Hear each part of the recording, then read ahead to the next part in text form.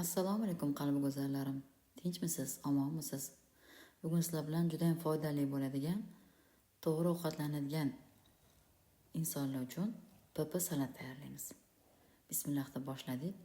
Yarim bog'dan ukrop, kashnich to'g'rab soldim. Bitta pomidor, bitta bodring soldim. 4-5 ta chesnok, 6-7 qoshiq qatiq soldim. Albatta bu salatni tez tayyorlab yeb turishinglarni maslahat beraman. Juda ham foydali salatlardan biri. Qonni suyultiradi va juda ham hamma ovqatlar bilan juda ham mos bo'ladi. Ana endi 150 ml to'g'ri go'shtini qaynatib olgan edim. O'shani suvdan soldim. Bitta katta osh qoshiqda limon suvi va tabga ko'ra tuz soldim. Tuzni qarab solinglar. To'g'ri go'shtini suviga ham, ya'ni tuz solganman, shuncha ozgina soldim, sho'r bo'lib ketmasligi uchun.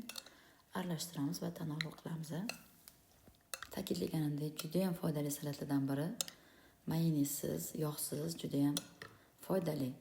Ozgina vazn ko'p insonlarga ham juda ham foydali, vazn tashlashga ham yordam beradi. Albatta bu salatni tez ko'p tayyorlashni, tanovul qilishni tavsiya qilaman. O'zim ham shu salatdan ko'p tanovul qilib turaman, shuning uchun kanalimga ham qo'yib qo'yamanki, foydali bo'lsin deb. Ana endi bu salatni oldiga to'g'ri ovqatlangan insonlar uchun yog'siz taomlar bilan iste'mol qilish mumkin. Men turetskiy pilav tayyorlagan edim. Shundan sizlar uchun ko'rsatdim va kanalimga pilavni ham video holida qilib joylab qo'ydim. Albatta kanalimdan topishingiz mumkin. Aziz obunachalarim, qalbi go'zallarim. Bilasizlar, har doim kanalimga video joylasam foydali bo'lishini xohlayman. Bittalab tushuntiramanki, noto'g'ri bo'lib qolmasin, masala uvol bo'lmasin deb. Shuning uchun tayyorlab ko'ringlar.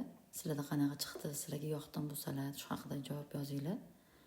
Albatta bu taomlarimiz, salatlarimizni quvvati ilm va ibodatga bo'lsin.